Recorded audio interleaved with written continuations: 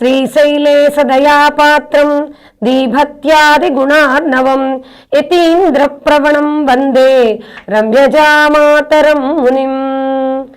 నీలాతుంగస్తనగిరితటీ సుప్తముద్బోధ్య కృష్ణం పారార్ధ్యం స్వం శృతిశతశిర సిద్ధమధ్యాపయంతి స్వోచ్ఛిష్టాయాం సజనిగళితం యా బలాత్కృత్య భుంక్తే గోదా తస్యై నమ ఇదమిదం భూయ ఏవాస్తు భూయః. ఆండాళ్ తిరువడిగళై శరణం. జీకే డిజిటల్ న్యూస్ ప్రేక్షకులకి, భగవద్భక్తులందరికీ కూడా ధనుర్మాస వ్రత శుభాకాంక్షలు. ధనుర్మాసంలో ఈరోజు మనం ఐదవ పాసురం యొక్క అర్థాన్ని, ఐదవ పాసురం యొక్క విశిష్టతను, విశేషాలని చక్కగా అమ్మవారు ఏమి వివరించారో తెలుసుకుందాం.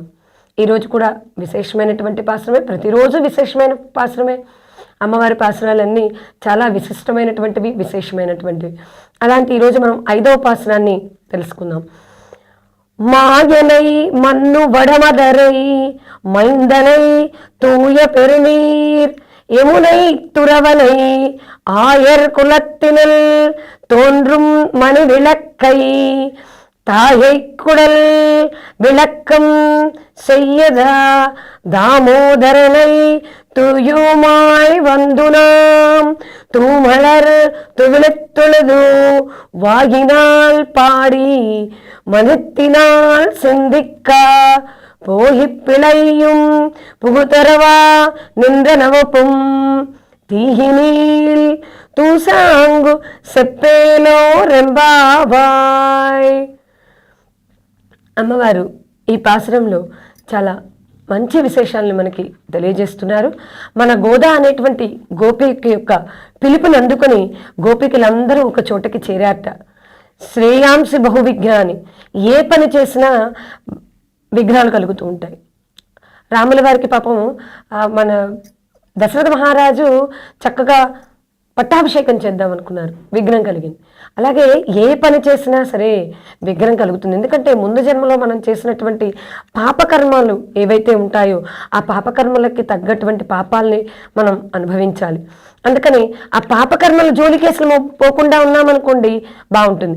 ఏం పాపం చేస్తున్నాము అనేటువంటిది మనం తెలుసుకొని ఆ పాపాలని మనం చేయకుండా ఉండడం, అది ఈ శ్రీవ్రతం యొక్క ఫలితం.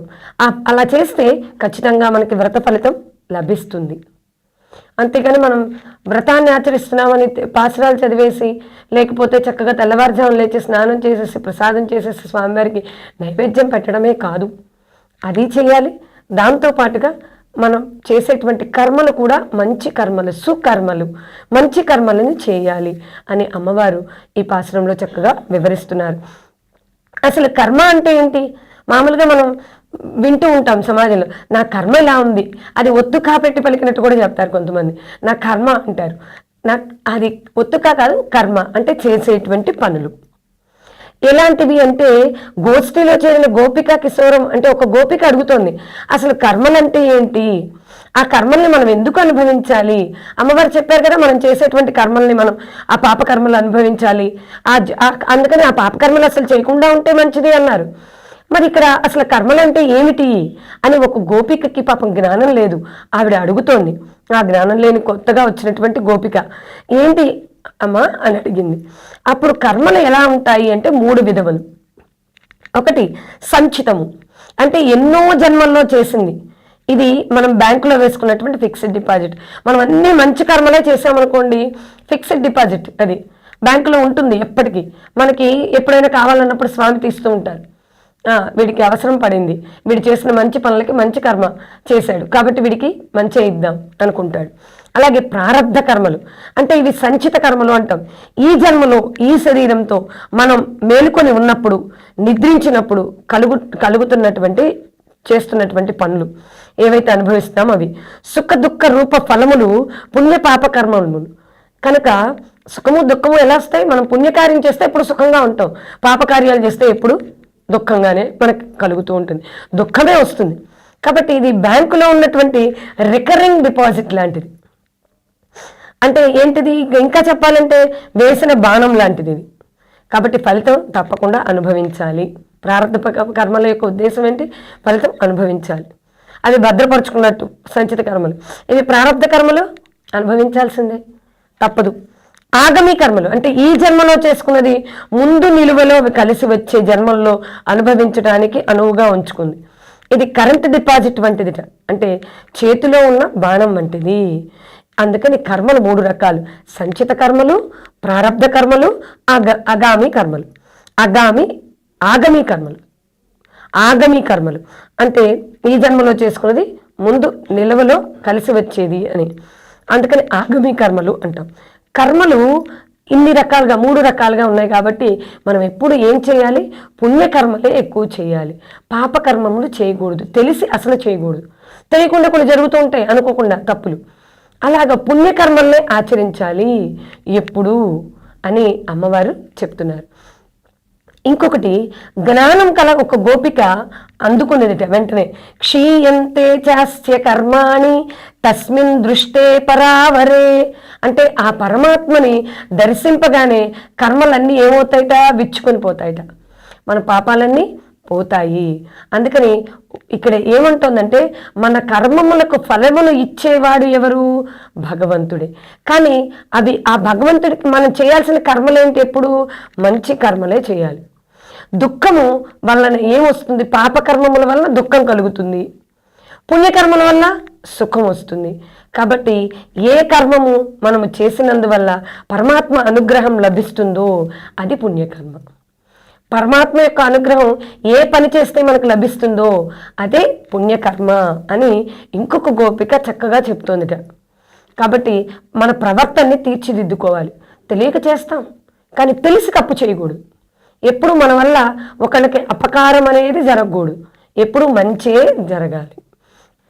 అయితే ప్రారబ్ధ కర్మ అనుభవించి తీరవలసిందేగా అని ఇంకొక గోపిక పాపం నిస్పృహగా అడుగుతోందిట.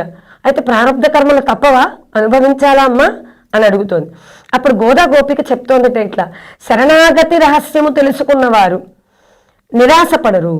భగవంతుని కాక ఇతరములు అనగా కర్మములు, జ్ఞానము, భక్తి, ఉపాయములను ఆశ్రయించిన వారు ప్రారబ్ధము తీరు వరకు, శరీర పతనం వరకు నిరీక్షించవలసి ఉండవలసిందే. అందుకని ప్రారబ్ధ కర్మలు కూడా కొన్ని పోతాయి.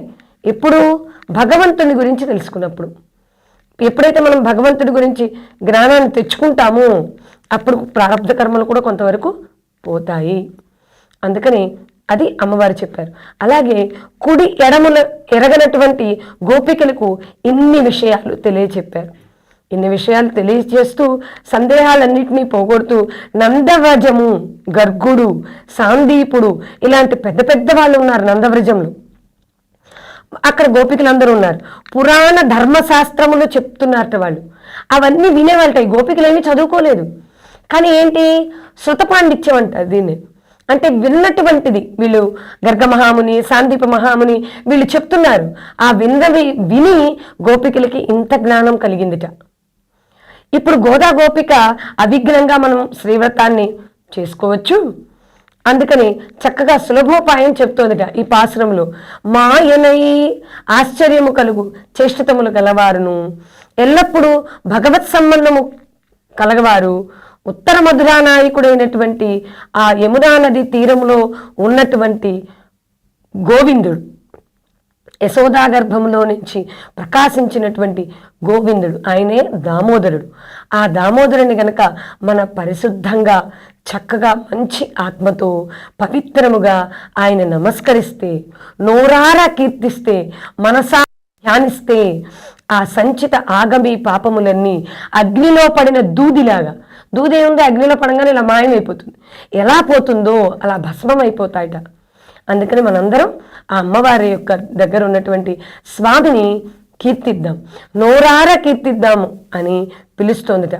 రుక్మిణీనాథ, గోపీమానస చోర, కృష్ణ అని పరమాత్మ నాకు సంకీర్తన చేయండి అని, నామ సంకీర్తన చెయ్యండి అని చెప్తోంది ఆవిడ. యమునా తీర విహారీ గోకుల మంగళాదీప రుక్మిణీనాథ మధురా నాయక మాయావి అని అలా గానం చేయమని చెబుతోంది ఆవిడ అమ్మవారు. మనకు అన్నీ అనుకూలిస్తాయి. అప్పుడు మనం ప్రీతితో నామాలను చెప్పడమే మనం చేయాల్సిన పని. పరమాత్మ మనకి పరమపదంలో ఉన్నప్పుడు పగటిపూట వెలిగించినటువంటి దీపము వలె, పగలు దీపం వెలిగిస్తాం ఎలా ఉంటుందో అలా మనకి, అంటే ఆయన కళ్యాణ గుణములన్నీ కూడా ప్రకాశిస్తాయిట. అలా అలా ఉంటుంది. పగలు దీపం వెలిగిస్తే కనిపించదు మనకి ఏం పెద్దగా, సూర్యుడు వెలిగే కనిపిస్తుంది, సూర్యుడే ఎక్కువగా కనిపిస్తాడు, అంత ప్రకాశవంతంగా ఉంటుంది. అందుకని ఇక్కడ కృష్ణుడు యశోద చే తాటితో రోటికి కట్టవేయబడినటువంటి దామోదరుడు అని పేరుగాంచట. ఉదరమునందు కలవాడు అని, దామోదరుడు అని. దామోదర నామం చాలా విశిష్టమైనది. అందుకే మనం కార్తీక మాసం అంతా కార్తీక దామోదరుని ఆరాధించాం. కార్తీక దామోదర ఆవాహన చేసినప్పుడు కూడా కార్తీక దామోదర దేవతా ప్రీత్యర్థం అనే ఆవాహన చేస్తాం. దామోదర నామంతోనే కీర్తిస్తాం కార్తీక మాసం అంతా. ఆ కార్తీక దాము అంటే రోటితో కట్టబడినటువంటి ఈ భగవంతుణ్ణి మన సంసార బంధముల నుంచి విడిపోవును కాబట్టి ఆయన్ని కీర్తిద్దాం అంటోంది. ఇంకా కృష్ణుడికి ప్రీతితో పువ్వుల్ని సమర్పించాలట. అవి ఎలాంటి పువ్వులు, ఎలాంటి పూజ అంటే అహింస ప్రథమం పుష్పం, పుష్పం ఇంద్రియ నిగ్రహ, సర్వభూత దయా పుష్పం, క్షమా పుష్పం విశేషతం, జ్ఞాన పుష్పం తప పుష్పం, ధ్యాన పుష్పం తదైవ, సత్యమష్ట విధ పుష్పం, విష్ణు ప్రీతికరం భవేత్. విష్ణువుకి ఇవి ఇష్టం. అహింస, ఇంద్రియ నిగ్రహం, అన్ని సర్వభూత దయా పుష్పం అంటే అన్ని భూతముల యందు అంటే అన్ని జీవరాశుల యందు దయ కలిగి ఉండడం, క్షమ కలిగి ఉండడం, జ్ఞానం కలిగి ఉండడం, తపస్సుని ఆచరించడం, ధ్యానం చేయడం, సత్యాన్ని ఆచరించడం, ఎప్పుడూ సత్యమే మాట్లాడాలి, సత్యం. ఇలాంటి ఈ 8 పుష్పాలు భగవంతుడికి చాలా ఇష్టం. అంతేగాని ఇన్ని పువ్వులు తీసుకొచ్చి పూజ చేస్తే ఇష్టం అని కాదు. ఒక్క పువ్వు పెట్టినా నీకు లభించిన దాంతో ఈ పువ్వులన్నీ ఉండాలి. ఈ 8 రకాలైనటువంటి పువ్వులతో స్వామిని అర్చిస్తే తప్పకుండా స్వామి అనుగ్రహం మనకు లభిస్తుంది. మనోవాక్కాయములు అనేటువంటి 3 ఆ భగవంతుని అందే ఉండాలి. మనస్సు, వాక్కు, ఇవి ఎప్పుడు చక్కగా శుభ్రంగా ఉంచుకోవాలి. మనస్సు శుభ్రంగా ఉండాలి, వాక్కు శుభ్రంగా ఉండాలి. ఈ పాపాలవన్నీ విచ్చుకుపోతాయిట ఇలా గనక మనం పూజ చేస్తే. ఇంతవరకు మొదటి 5 పాసురాల్లో గోపికలు గోదాదేవితో ఈ వ్రతం చేయడానికి సన్నిద్ధమవుతున్నారు. 6వ పాసురం నుంచి ఇక శ్రీవ్రతం మొదలవుతుంది. ఇప్పటి వరకు గోపికలందరూ వ్రతం ఎలా చేయాలి అనేది అమ్మవారి వివరిస్తున్నారు, చక్కగా విన్నారు. ఎవరైతే రావాలనుకున్నారో ఆ భగవంతుడి కార్యక్రమానికి వచ్చారు 5గురు. ఈ 5 పాసురాల్లో అమ్మవారికి గోపికలందరూ అక్కడ చేరుకొని ఈ 5 పాసురాల్లో సన్నిద్ధమై ఇక రేపు మనం నేర్చుకోపోయేటటువంటి 6వ పాసురం, తెలుసుకోబోయేటువంటి 6వ పాసురంలో శ్రీవ్రతం ఎలా జరుగుతుందో, ఆరంభమవుతుందో తెలుసుకుందాం. ఇంత మంచి విషయాల్ని మనకి అందించినటువంటి ఆ అమ్మవారికి నమస్కరిస్తూ ఆండాళ్ తిరువడిగళై శరణం. ధన్యవాదములు.